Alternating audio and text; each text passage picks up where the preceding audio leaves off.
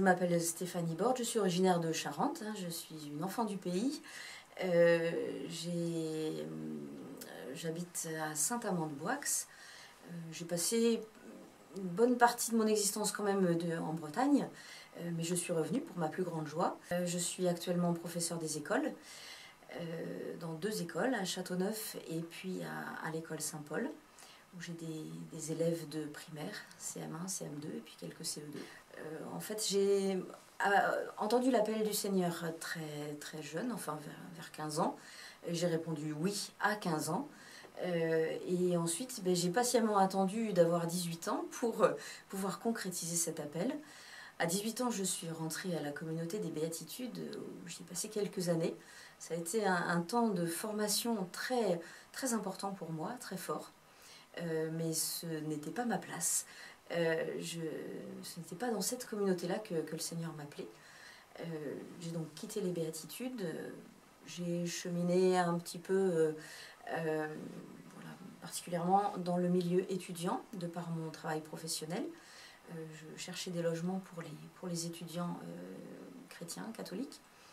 J'ai rencontré une communauté, la communauté des Dominicaines, et je suis rentrée aussi dans la communauté des Dominicaines, même si depuis quelque temps quand même je me posais la question de rejoindre un institut séculier ou l'ordre des Vierges consacrées, qui restait un ordre cher à mon cœur, parce que quand j'étais toute gamine, j'ai rencontré, beaucoup discuté avec 2 des Vierges consacrées de notre diocèse, Martine Brier et Danielle Landreau.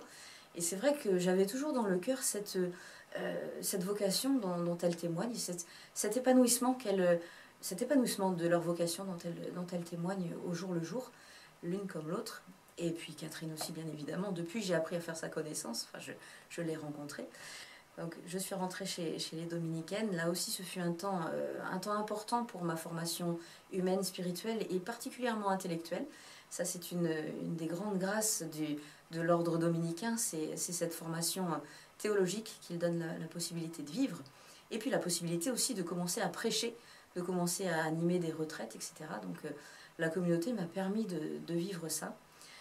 Mais il était évident pour moi, dès la fin de la première année chez les Dominicaines, que ce n'était pas ma place non plus, que ce n'était pas là que le Seigneur m'appelait. Donc j'en ai beaucoup parlé avec mon accompagnatrice, j'ai cheminé, et puis au final j'ai quitté les Dominicaines pour me tourner cette fois-ci d'une manière ferme et sûre vers l'ordre des Vierges consacrées.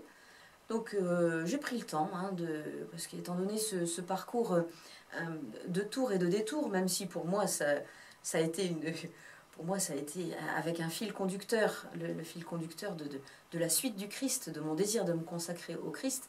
Il y a quand même eu quelques petits tours et détours par 2 communautés, et puis par un temps dans le monde aussi. Voilà, j'ai pris le temps, j'ai pris 6 ans, 7 ans, avant que enfin cette consécration puisse trouver son accomplissement. L'ordre des Vierges consacrées est effectivement assez peu connu, bien que depuis le Concile Vatican II, ils reviennent un petit peu, j'oserais dire, à la mode. En fait, c'est un ordre pourtant très très ancien, puisqu'il date des tout premiers siècles de notre ère.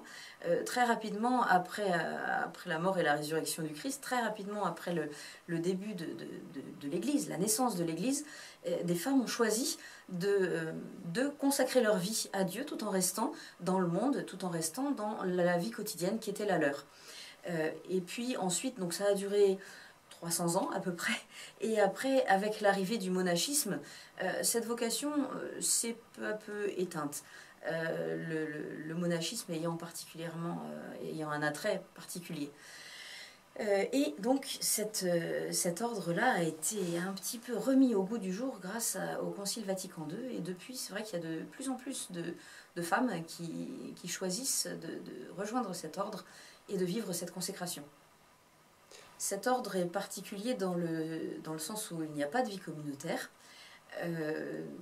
Nous vivons dans le monde, notre vie de tous les jours, mais nous vivons quand même une consécration, une suite du Christ. Souvent les gens ne comprennent pas, donc je dis, je suis en quelque sorte religieuse, mais je ne vis pas dans un monastère ou dans un couvent.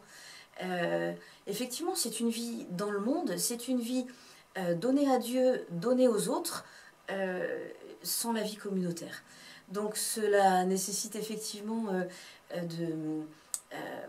une certaine autonomie, une certaine maturité, une certaine capacité à vivre seul, à gérer la solitude, et puis à ne pas craindre de demander de l'aide, de demander du soutien, particulièrement donc aux autres vierges consacrées, ou alors aux paroisses, aux diocèses, etc., puisque c'est un engagement au sein du diocèse, c'est un engagement pour le diocèse. Cet engagement se fait entre les mains de l'évêque d'un diocèse, et c'est aussi voilà, une consécration pour se mettre au service du Seigneur dans le diocèse. Cette vocation est clairement le signe de la relation du Christ avec son Église, le signe des épousailles du Christ avec son Église. Pour moi, c'est ce qu'une vierge consacrée est appelée à être et à vivre.